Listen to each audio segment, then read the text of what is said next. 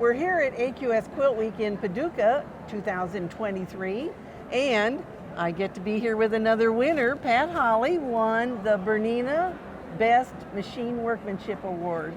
Congratulations. Thank you, Bonnie. It's so exciting. I'm so happy to be here. Oh, I think we all are. Yeah. You know, this is the 101st AQS gosh. show. Oh my gosh. Yes.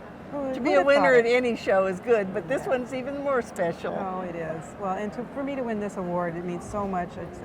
I love seeing machine workmanship acknowledged. Well, so let's talk first of all about the inspiration, because this was a result of a trip, right? Yes. I was lucky enough to go on a tour of Japan. I was there for a couple of weeks, and it was a wonderful tour. And we were able to go to museums and temples, and I took a lot of pictures. So all of the elements in this quilt are inspired by that trip.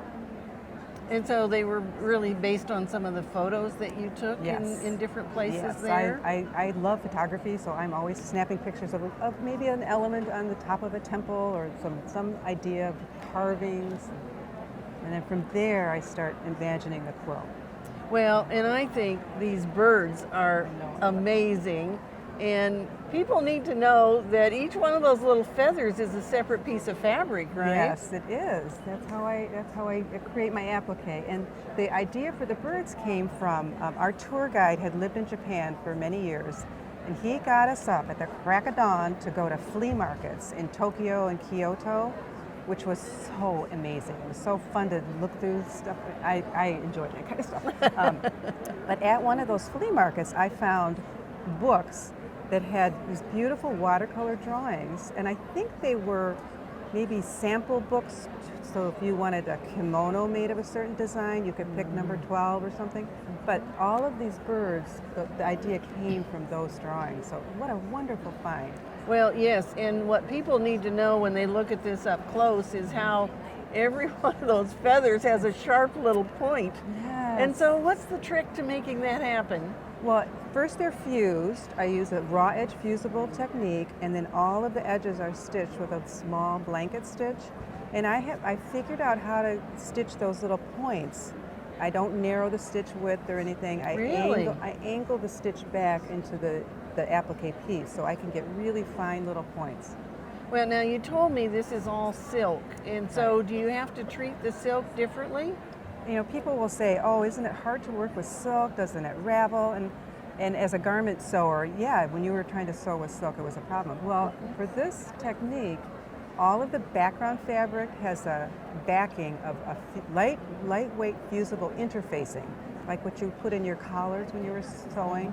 And then all of the applique has the fusible web, so everything is stabilized. Sure it is.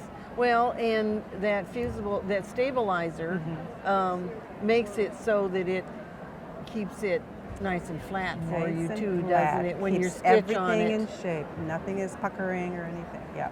Yes. Yep. Well, and so now the borders are different. So tell us a little bit about how that happened. So when I'm designing a quilt, I usually start in the middle. I like that medallion sort of theme, and then work my way out.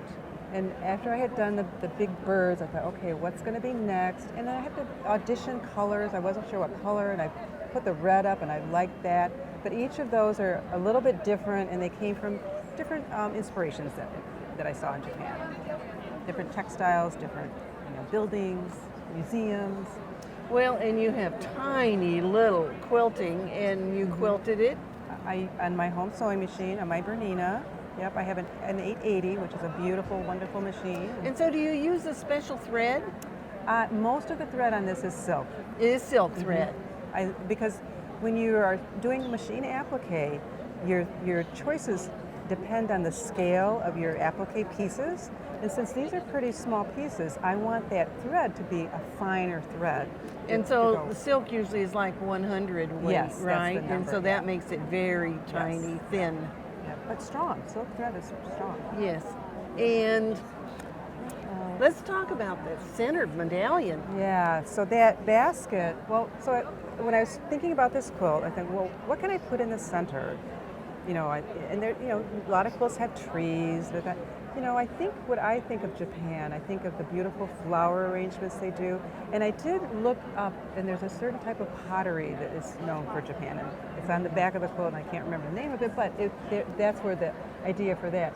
And the interesting thing about the little basket is this area started out as just a solid cream-colored fabric, and that is all made by applique and couching the metallic thread. So I created Wow. that fabric. Yes. Well, and people, when they look at this, what do you have? 1, 2, 3, 4, 5 layers in that flower? I do, and you know, because the silk is so fine, you know, you think, oh, maybe that would be kind of stiff with all the fusible. And I do keep the fusible throughout the whole piece. Sometimes we take away some of the fusible, but for the silk, I keep it in, and it's fine. I mean, it also helps Well, keep it it flat. almost gives it a little bit of a trapunto Yes, look, and by the doesn't time, and it? I quilt it around each one, so then it kind of pushes them out a little. Yes. And then I do some hand stitching too.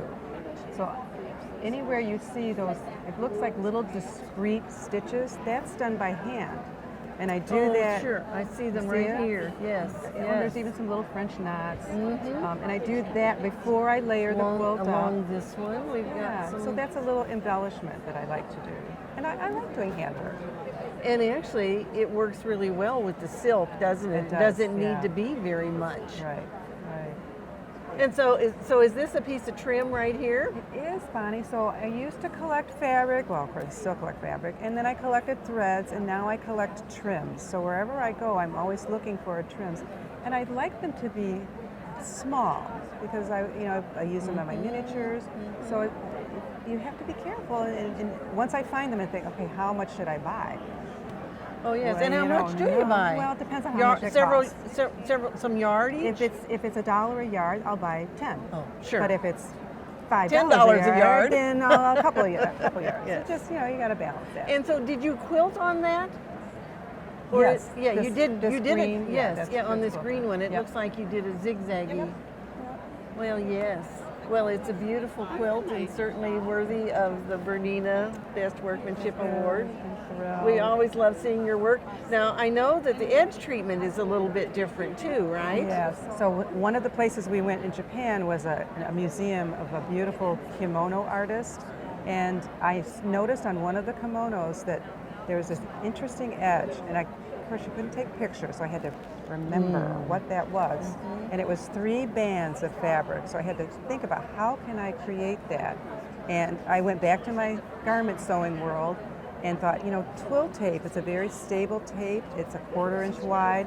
So I fused that. I cut little strips of fusible, infused that on the twill tape, ironed that on the back of the fabric, and I was able to use that as a guideline so those lines could be perfectly straight.